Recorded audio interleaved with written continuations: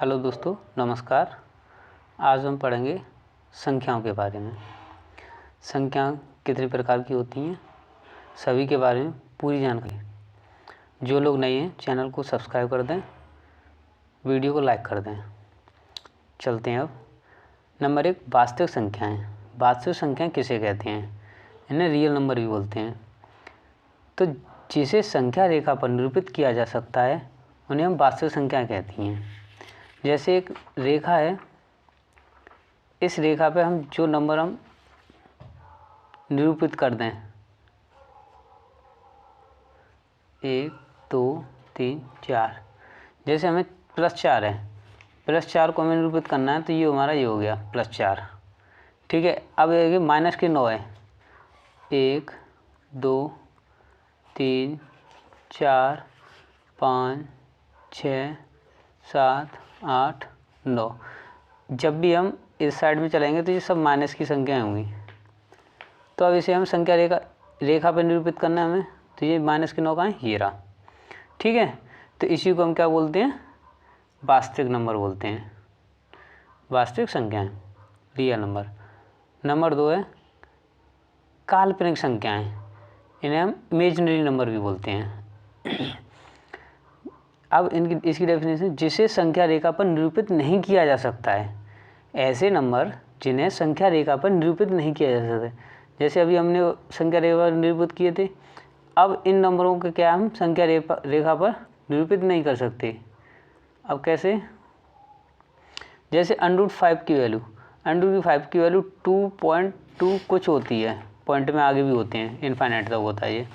तो इसे हम इस पर नहीं बना सकते, संख्या रेखा पर, इस पर रेखा पे इसे दिखा नहीं सकते। तो ये क्या है? इमेजिनरी नंबर हैं। ठीक है। आगे चलते हैं। परिमेय संख्याएं, इन्हें रेशनल नंबर भी बोलते हैं। परिमेय संख्याएं जिसे भिन्न के रूप में लिखा जा सके या P/Q के रूप में लिखा जा सके, ऐसी संख्याओं को परिमेय संख्या कहते हैं। जिसमें ये P हमारा अंश होता है, P अंश होता है और Q हर होता है। ठीक है। अब इसमें देखो P/Q, जैसे एक नंबर हमने ले लिया 5/7, इसमें P ये हो गया, Q ये हो गया। अब इसमें एक कंडीशन होती है, Q is not equal to 0। Q क्या है? 0 के बराबर नहीं होना चाहिए हमारा। बाकी का ऊपर 0 हो सकता है बट नीचे 0 नहीं होना चाहिए। जैसे 0/6 करेंगे तो ये हमारी परिमेय संख्या है। जैसे हम ये नंबर हमारा लिखा हुआ है, इसको हम क्या करेंगे, 4 बार 3 लिख के और 4 0 नीचे लगा देंगे, तो ये हमारे P/Q फॉर्म में लग गया, परिमेय संख्या है। 22/7 ये भी हमारी परिमेय संख्या है। अब कोई एक नंबर दे दिया, जैसे 6 दे दिया, इसके नीचे हम क्या करेंगे, 1 ले लेंगे, तो ये P हो गया, ये Q हो गया, इससे भी P/Q के रूप में लग दिया, ये परिमेय संख्या है। ऐसे हमने एक 6.28 ले लिया, इसको हम क्या करेंगे, पॉइंट हटा के नीचे 2 0 बढ़ा लेंगे, तो ये हमारी क्या है, सभी परिमेय संख्याएँ हैं। ठीक है। अगले हैं हमारी अपरिमेय संख्याएं, इरेशनल नंबर। ऐसी संख्याएं या जिसे P/Q के रूप में नहीं लिखा जा सकता है, जिनको P/Q के रूप में नहीं, जिन्हें भिन्न के रूप में नहीं लिखा जा सकता।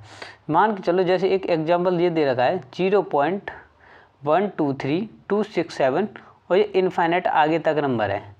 अब जब तक ये नंबर फिक्स कहीं रुकेगा नहीं तो हम इसे P/Q के रूप में नहीं लिख सकते। तो ये नंबर्स क्या होते हैं? परिमेय संख्या होते हैं, अपरिमेय संख्याएं। जैसे हमारी पाई भी हमारा अपरिमेय संख्या में आएगा। ठीक है। अगला है हमारा दशमलव संख्याएं। डेसिमल नंबर के 2 टाइप्स होते हैं। एक होता है शांत दशमलव, एक अशांत दशमलव। शांत दशमलव हम टर्मिनेटिंग बोलते हैं और अशांत दशमलव को नॉन टर्मिनेटिंग। ये हमारे परिमेय और अपरिमेय संख्या के सेम उसी पैटर्न पे होते हैं। अब शांत दशमलव वो होते हैं जिनको हम P/Q मतलब भिन्न के रूप में लिख सकते हैं, इनको हम भिन्न के रूप में लिख सकें, वो तो हमारे शांत दशमलव होते हैं। अशांत दशमलव वो होते हैं, नॉन टर्मिनेटिंग नंबर वो होते हैं जिन्हें हम मतलब P/Q के रूप में नहीं लिख सकते हैं। जैसे हम पहला पढ़ेंगे शांत दशमलव।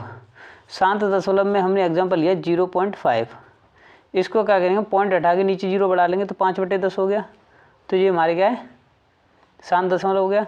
ऐसे ही 0.73 है ये, तो इसको हमने पॉइंट उठा के नीचे 0 बढ़ा लिया तो हमारा 7 दशमलव है।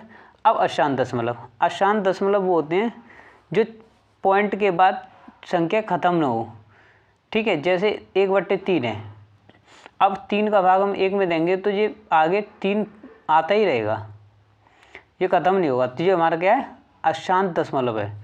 ऐसे ही 0.56 0.565656 ये इनफाइनाइट तक है, तो ये क्या अशांत।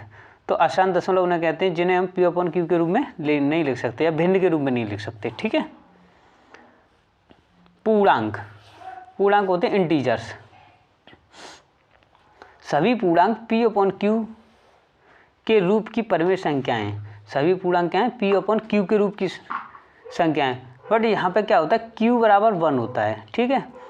अब मान के चलो ये हमारे 2 टाइप्स होते हैं, धनात्मक पूर्णांक और ऋणात्मक पूर्णांक, ठीक है। जैसे हमने एक ये रेखा खींच ली, इस पर हमने 0, इधर 1 2 3 4 5 6 और इधर हमारे -1 -2 -3 -4 -5 -6, ठीक है। तो ये हमारे क्या हैं, ये इधर पॉजिटिव धनात्मक संख्याएं, इधर ऋणात्मक संख्याएं, तो इधर पॉजिटिव इंटीजर्स, इधर नेगेटिव इंटीजर्स, ठीक है।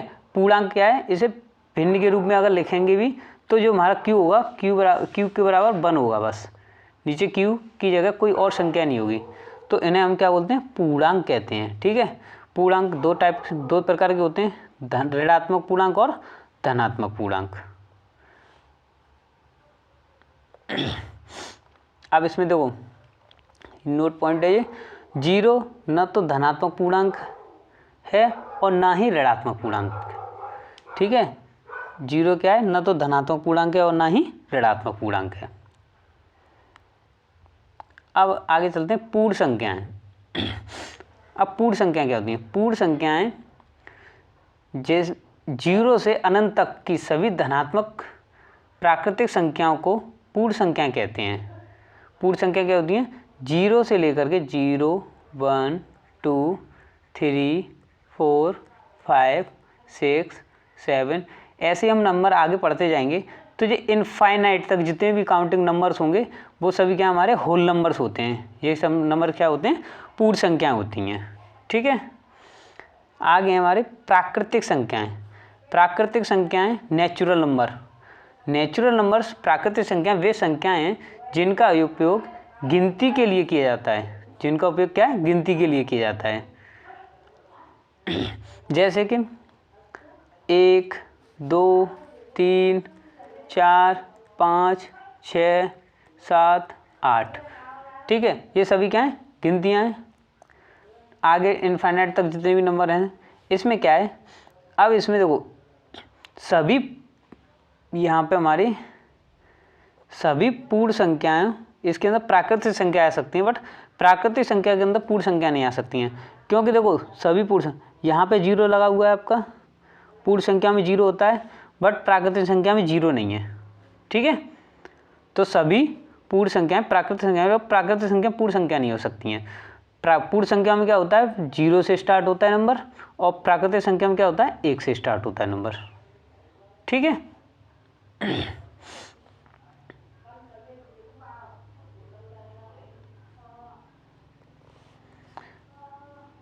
सम संख्याएं, ऐसी संख्याएं जिनमें 2 से पूरी तरह भाग चला जाए और शेषफल 0 प्राप्त हो, वे संख्याएं सम संख्याएं कहलाती हैं। अब ऐसी संख्याएं जिन्हें हम 2 से पूर्णतः विभाजित कर सकें, जैसे हमने कोई नंबर ले लिया 8, इसमें हम 2 से भाग देंगे, 2 चौक 8 भाग दे दिया, इसमें देखो यहाँ पर रिमाइंडर ये शेषफल क्या 0 हो गया, तो ये हमारी क्या 8 क्या है एक सम संख्या है। तो ऐसी संख्याएं जैसे 2 4 6 8 10 12 14 16 18 20 22, ये सभी संख्या क्या हैं सम संख्याएं हैं। अब जैसे हम 68 लिख दिया मैंने, तो इसको मैं 2 से भाग दूंगा, तो इसमें 2 से भाग पूरा चला जाएगा, 2 3 6 8 ले लिया, 2 चौक 8, ये 0 आ गया। तो ये हमारी क्या है, सभी नंबर ये क्या है, सम संख्याएं होती हैं। ऐसी संख्याएं जिनमें 2 से पूरी तरह भाग चला जाए वो संख्या क्या होती हैं, सम संख्या होती हैं, इन्हें इवन नंबर भी बोलते हैं। आगे चलते हैं। विषम संख्याएं, ऐसी संख्याएं जो 2 से पूरी तरह विभाजित न हो और शेष पर कुछ न कुछ शेष बचे, वे संख्याएं विषम संख्याएं कहलाती हैं। जैसे कि 1 3 5 7 9 11। अब इन संख्याओं में अगर मैं मान के चलो 3 है, इसमें मैं 2 से भाग देता हूँ, 2 एकम 2, एक शेषफल बच गया, तो ये क्या है, विषम संख्या है, और नंबर है। ठीक है। ऐसी संख्या जिनमें 2 से भाग ना जाए, ऐसी संख्या क्या, जिनमें 2 से भाग ना जाए, वो सभी संख्या क्या होती हैं, और नंबर होती हैं। अब इससे नीचे चलते हैं। अभाज्य संख्याएं, वे संख्याएं जिनके केवल 2 गुणनखंड होते हैं, एक और स्वयं। अब ऐसी संख्याएं जिनके केवल 2 गुणनखंड हो, या तो ऐसा एक नंबर होना चाहिए, या तो वो 1 से जाए या स्वयं खुद से ही जाए। जैसे कि एग्जांपल है, अब देखो मान के चलो मैं 1 लेता हूँ, तो 1 में क्या है, बस 1 से ही भाग जाएगा, इसका गुणनखंड 1 होगा और किसी से नहीं जाएगा, तो ये हमारी क्या है, अभाज्य संख्या नहीं है। अब मैंने 2 ले लिया, अब 2 में देखो 1 से भी भाग जा रहा है और 2 से भी जा रहा है, तो अब इसमें देखो वे संख्याएं जिनमें के केवल 2 गुणनखंड हो, कितने, 2 गुणन, तो एक ये हो गया, एक ये हो गया, 2 गुणनखंड हो गए, तो ये अभाज्य संख्या है। ऐसे ही मैंने 3 ले लिया, 3 में क्या करेंगे हम, 1 से भाग देंगे और 3 से देंगे, तो इसके भी 2 गुणनखंड बने, ये भी हमारी क्या है, अभाज्य संख्या है। ऐसे ही मैंने ले लिया, अगर 4 लेते हैं हम, 4 में क्या करेंगे, 1 से भाग देंगे तो 1 से जा रहा है, 2 से देंगे 2 से भी जा रहा है, और 4 से देंगे 4 से भी जा रहा है, तो इसके क्या 3 गुणनखंड हो गए, तो ये हमारी क्या है, अभाज्य संख्या नहीं है। ऐसी संख्याएं जिनके केवल 2 गुणनखंड होंगे वही अभाज्य संख्या होती है। ठीक है। अब आपको क्या करना है, 1 से 100 के बीच की अभाज्य संख्याएं लिखनी है। ठीक है। अब आप सारी संख्याएं 1 से लेकर 100 के बीच की सभी संख्याएं लिख के दिखाना। ठीक है। अब नेक्स्ट क्वेश्चन है इसमें नोट, सम और सबसे छोटी अभाज्य संख्या है। अब हमने सबसे पहली और सबसे छोटी, जो सबसे पहले होगी वो सबसे छोटी संख्या होगी, तो हमने सबसे पहले क्या लिया था, 2। तो 2 एक ऐसा नंबर है जो सम संख्या है एक तो, और ये सबसे छोटी अभाज्य संख्या भी है, क्योंकि इसके 2 फैक्टर इसी के हो रहे हैं, 2 गुणनखंड, 1 1 और 1 2 इसी के हिसाब से, तो ये क्या हमारी भाज्य है। एक क्या है, अभाज्य नहीं होगी, क्योंकि इसमें 1 हो रहा था, 1 गुणनखंड था, इसलिए 1 नहीं थी, तो 2 सबसे छोटी सम और अभाज्य संख्या है। सबसे छोटी 3 अंकों की अभाज्य संख्या, अब देखो 3 अंक स्टार्ट होते हैं हमारे 100 से। अब 100 क्या है, ये तो मेरे अभाज्य संख्या नहीं होगी, ठीक है, क्योंकि इसके 2 से ज़्यादा गुणनखंड बनेंगे। ठीक है, ये नहीं है। इसके बाद आता है 101। 101 ऐसी संख्या है जिसके बस 2 गुणनखंड बनने हैं, तो 3 अंकों की सबसे छोटी कौन सी संख्या होगी, 101।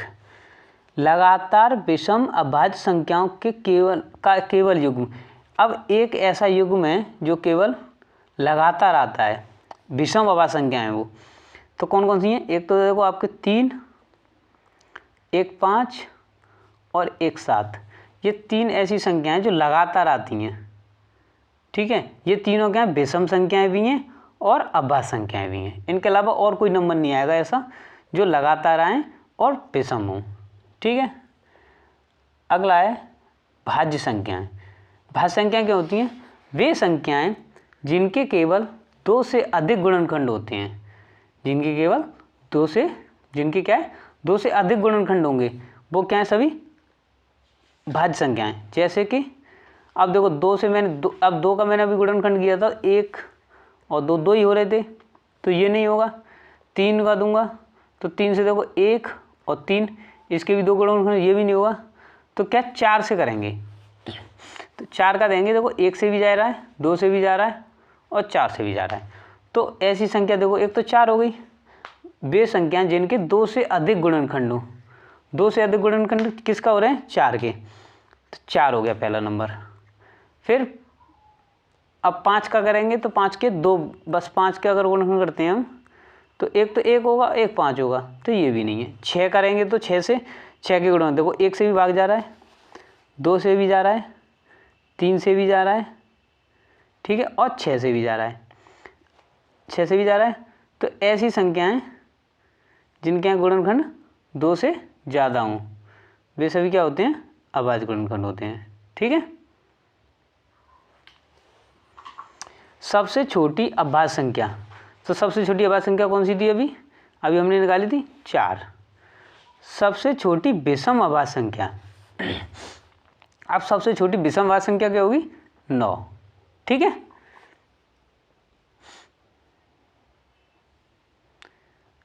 अब नेक्स्ट चलते हैं आगे। आगे पूर्ववर्ती संख्याएं। पूर्ववर्ती संख्याएं क्या होती हैं? अब देखो, किसी प्राकृतिक संख्या के ठीक पहले आने वाली कोई भी प्राकृतिक संख्याएं, प्राकृतिक संख्या हमने अभी पढ़ी थी 1, 2, 3, 4, 5, 6, 7, 8, ये सब इनफाइनाइट तक होती हैं। तो किसी प्राकृतिक संख्या के ठीक पहले आने वाली प्राकृतिक संख्या उसकी पूर्ववर्ती संख्या कहते हैं। अब इसमें क्या करना है, जैसे मैंने 8 बताया आपको, 8 बोला, मुझे 8 की पूर्ववर्ती संख्या निकालनी है, तो हम क्या करेंगे, इसमें से 1 माइनस कर देंगे, 8 में से 1 माइनस कर देंगे, तो इससे पहले वाली संख्या निकल के आ जाएगी 7। तो ये क्या है? मेरी पूर्ववर्ती है, 8 से पहले की, 8 से पहले की संख्या निकालनी है, तो इसे संख्या को बोलेंगे पूर्ववर्ती संख्याएं। ठीक है। अब इसी में जैसे मैंने 10 लिया, 10 की पूर्ववर्ती संख्या क्या होगी? 9। 10 से पहले 9 आता है। ऐसे में अब 201 ले लिया, मैंने क्या 201 ले लिया। अब 201 की पूर्ववर्ती संख्या क्या हुई? 200। ठीक है, कर लेंगे। अब अनुवर्ती संख्याएं। अनुवर्ती संख्याएं किसी प्राकृतिक संख्या के ठीक बाद आने वाली प्राकृतिक संख्या को उसकी अनुवर्ती संख्या बोलते हैं। देखो, पूर्ववर्ती मैंने बताया था अभी, पूर्ववर्ती पहले, पूर्व मतलब पहले जो आती है नंबर से, और अनुवर्ती क्या होता है? जो बाद में आती है। अब अनुवर्ती में क्या करते हैं, इसमें क्या है, 1 जोड़ देते हैं। जैसे प्राकृतिक संख्या तो वही होती हैं 1, 2, 3, 4, 5, 7, 8, 9, 10। ठीक है। अब इसमें क्या है, अब इसी की हमें अनुवर्ती निकालनी है। किसी भी संख्या की अनुवर्ती निकालेंगे तो हम क्या कर देंगे, 1 जोड़ देंगे। जैसे 9 की अनुवर्ती संख्या क्या होगी, तो इसमें 1 जोड़ देंगे, 10। 15 की अनुवर्ती संख्या क्या होगी, तो 15 में 1 जोड़ देंगे, 16। अगर मैंने बोल दिया 500 की अनुवर्ती संख्या क्या होगी, तो 500 में क्या कर देंगे, 1 जोड़ देंगे, 500 में 1 जोड़ देंगे तो क्या हो जाएगा, 501। ये क्या इसकी अनुवर्ती संख्या हो गई। ठीक है। अगर हमने 2001 में इसकी अनुवर्ती निकालनी है तो क्या करेंगे, इसमें 1 जोड़ देंगे तो 2002 हो जाएगा। ये क्या है, हमारी अनुवर्ती संख्या है। अब आगे चलते हैं। सजातीय व्यंजक, या फिर इनको हम समान पद भी बोलते हैं। इसमें क्या है, जिन पदों के बीजीय गुणनखंड आपस में समान होते हैं उन्हें हम सजातीय पद कहते हैं, जबकि उनके संख्यात्मक गुणांक अलग हो सकते हैं। अब जैसे कि मान के चलो बीजीय गुणनखंड, जैसे हमने 13x² है। अब जहाँ पे जो देखो बीजीय गुणनखंड ये वाला है, इसमें x, जितने भी x² है ना, तो सब में x² ही होना चाहिए, सब एक जैसे होंगे तभी तो सजाती होंगे। सजाती मतलब समान। ठीक है, जो सब समान होने चाहिए। तो ये x² है तो इसमें भी x², इसमें भी x², इसमें भी x² है। अब इन सबका देखो गुणांक, अब इसमें गुणांक, संख्यात्मक गुणांक, जैसे इसमें 13x है, इसका 18x है, इसका -5x है, इसका 4/6x है, इसका 1x है। तो इनके क्या संख्यात्मक गुणांक अलग हो सकते हैं, बट इनके बीजीय गुणनखंड हैं वो क्या सब समान होने चाहिए। उनको हम क्या बोलते हैं, सजातीय पद। इसमें ऐसे ही दूसरा एग्जाम्पल है, जैसे 5xy, क्या है इसमें 5xy, इसमें 8xy, इसमें माइनस के 4xy, इसमें 16xy। तो देखो इन सब में xy है, ये सजाती हो गई, इनके गुणांक अलग अलग हैं, 5, 8, 4 कुछ भी हो सकता है गुणांक तो, ठीक है। ऐसे नेक्स्ट है इसका अगला third example, p²q, 8p²q minus के 7qp²। देखो p आगे भी हो सकता है पीछे भी हो सकता है, लेकिन है तो एक ही बात, p²q या qp², यहाँ पे p² है, यहाँ पे भी p² है, ये भी q है, ये भी q है, तो मतलब सेम होने चाहिए, समान होने चाहिए। आगे पीछे कर सकते हैं क्योंकि ये गुणाम है, बट क्या है समान होने चाहिए सारे नंबर, कोई अलग नहीं होने चाहिए। उन्हें क्या बोलते हैं सजातीय पद, विजातीय पद। विजातीय पद मतलब होता है असमान पद, जिन पदों के बीजीय गुणनखंड आपस में समान नहीं होते हैं, इनके क्या बीजीय गुणनखंड, जो हमारे अल्फाबेट वाले नंबर होते हैं वो क्या है समान नहीं होते हैं, उन्हें विजातीय पद कहते हैं। जैसे 5ax है, इसमें देखो इसमें ax है, यहाँ bx हो गया, यहाँ dx हो गया, यहाँ x रह गया, तो ये क्या है सभी देखो इसके बीजीय व्यंजक क्या है सब अलग अलग हैं, तो ये क्या है विजातीय हो गई। इसमें देखो p²x है, इसमें px है, इसमें x है, ये भी सब अलग अलग हैं, ये सब क्या है विजातीय पद हैं। इसमें q है, इसमें q है, यहाँ पे देखो q y हो जाएगा, यहाँ पे मान के चलो q, अब ये अलग अलग हो गए, ये x है, ये 1/x है, तो ये सभी अलग अलग हैं, तो ये क्या हो गए विजातीय पद हो गए। योगात्मक तस्मक, ये इम्पोर्टेंट है, योगात्मक तस्मक, ठीक है। अब ये आपके एग्जाम में भी आएगा, किसी संख्या में यदि शून्य जोड़ा जाए तो योगफल वही संख्या होती है। योगात्मक तस्मक का मतलब क्या होता है, किसी संख्या में यदि शून्य जोड़ा जाए तो योगफल वही संख्या होती है। जैसे कोई हमने संख्या मान ली a, इसमें अगर मैं 0 ऐड करूं तो क्या है a ही होगा इसका तस्मक, ठीक है। इसलिए शून्य को योगात्मक तस्मक कहते हैं। क्या कहते हैं शून्य को क्या बोलते हैं योगात्मक तस्मक। जैसे मुझे 5 का योगात्मक तस्मक निकालना है तो 5 + 0 बराबर वही संख्या निकल के आ जाएगी। जैसे 8 + 0 इसमें बराबर 8 निकल के आ गया। तो किसी संख्या में यदि शून्य को जोड़ा जाए तो योगफल वही संख्या होती है। इनका जोड़ क्या होता है, योगफल मतलब जोड़, इनका जोड़ क्या होता है वही संख्या होती है। इसको क्या है हम इसका योगात्मक तस्मक निकालते हैं ऐसे। अब आता है योगात्मक प्रतिलोम। योगात्मक प्रतिलोम क्या होते हैं, किसी पूर्णांक a के लिए ऐसा दूसरा पूर्णांक -a ढूंढा जाता है कि उनका योगफल 0 हो जाए। मान के चलो मुझे 8 ले लिया मैंने, अब मुझे एक अगला पूर्णांक ऐसा देखना है कि इसमें ऐसा क्या जोड़ूं या क्या घटाऊं कि 0 हो जाना चाहिए। तो इसमें देखो 8 घटा दूं मैं तो ये क्या निकल के आ गया 0। तो इसका योगात्मक प्रतिलोम, प्रतिलोम मतलब उल्टा, तो क्या ये निकल के आ गया 0 आ गया, ठीक है। इनको दोनों का सम, दोनों का योग, उनका योग कितना हो जाए 0 हो जाए। दोनों को मैंने जोड़ा, जैसे कि मान के चलो मैंने ले लिया 10, इसमें मैंने जोड़ दिया -10, तो 10 में से 10 को अब मैंने इसको बाहर निकालेंगे तो 10 - 10 बराबर कितना हो जाएगा, 10 में से 10 गए तो कितने बचे 0। तो इन दोनों का सम कितना हो गया योगात्मक तस्मक क्या प्रतिलोम क्या हो जाएगा 0, ठीक है। इसमें यदि किसी पूर्णांक का योगात्मक प्रतिलोम अद्वितीय होता है, ठीक है। एग्जाम्पल जैसे 8 का योगात्मक प्रतिलोम -8 है, मतलब इसका जस्ट उल्टा होगा। जैसे मैंने 10 दे दिया तो 10 का इसका क्या होगा -10 होगा। मैंने अगर 25 दे दिया तो इसका क्या होगा अद्वितीय -25 होगा, उल्टा होगा, ठीक है। किसी पूर्णांक का चिन्ह बदलने पर उसका योज्य प्रतिलोम प्राप्त किया जा सकता है। किसी पूर्णांक का चिन्ह बदलकर, जैसे मैंने कोई नंबर दे दिया 20, तो इस प्लस के 20 है ये, इसका क्या करेंगे -20 कर दें तो इसका योज्य प्रतिलोम निकल के आ जाएगा, ठीक है। जस्ट उल्टा करना होता है, जो साइन दिया होता है चिन्ह दिया होता है उसका उल्टा कर दो। अगला नंबर है योगात्मक हो गया, अब तस्मक हो गया। अब करेंगे गुणात्मक तस्मक, ये भी पेपर में आएगा आपके एग्जाम में। गुणात्मक तस्मक है किसी भी पूर्णांक में 1 का गुणा करने पर पूर्णांक के मान में कोई परिवर्तन नहीं होता है। अगर इसमें क्या है, जैसे मान के चलो मैंने 8 ले लिया, इसमें क्या करूँ मैं 1 का गुणा कर दूँ तो इसका आंसर 8 ही आएगा।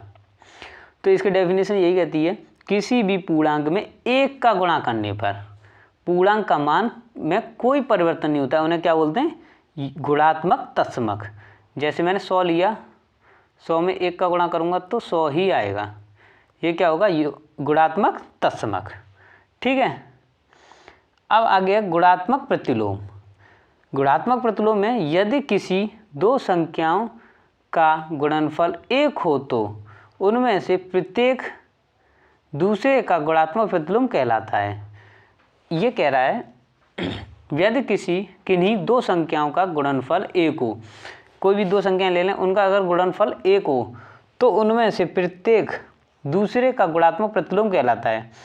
जैसे हमने ये लिया था 7 लिया था माइनस का, इसको जस्ट इसको उल्टा कर 1/7 1/7 कर दिया, इनको हम ऐसे काटेंगे तो ये क्या निकल के आ जाएगा, इसका 1 आ जाएगा। ठीक है, अब ऐसे ही माइनस के 6/7 है, इसका हम जस्ट उल्टा करेंगे तो क्या हो जाएगा 7/6 माइनस के, इनको आपस में काटेंगे ऐसे तो इनका भी आंसर कितना आ जाएगा 1। जैसे मैंने 10/8 लिया, इनका हम निकालेंगे उल्टा, जैसे मैंने लिया 10/8, इनका योगात्मक प्रतिलोम निकालेंगे गुणात्मक प्रतिलोम तो क्या हो जाएगा 8/10, 8 से 8 कट जाएगा, 10 से 10 कट जाएगा तो क्या निकल के आ जाएगा 1। ठीक है, ये क्या है गुणात्मक प्रतिलोम। आपके ऐसे ही सभी संख्याओं के बारे में हमने समझ लिया है और आशा है कि आप सभी के समझ में आ गया होगा अच्छे से। अगर नहीं समझ में आए तो आप वीडियो को एक बार और देख लें। ठीक है, अगर वीडियो में नए हैं तो चैनल को सब्सक्राइब कर दें और वीडियो को लाइक कर दें। ऐसे ही हम आपको वीडियो लाते रहेंगे। धन्यवाद।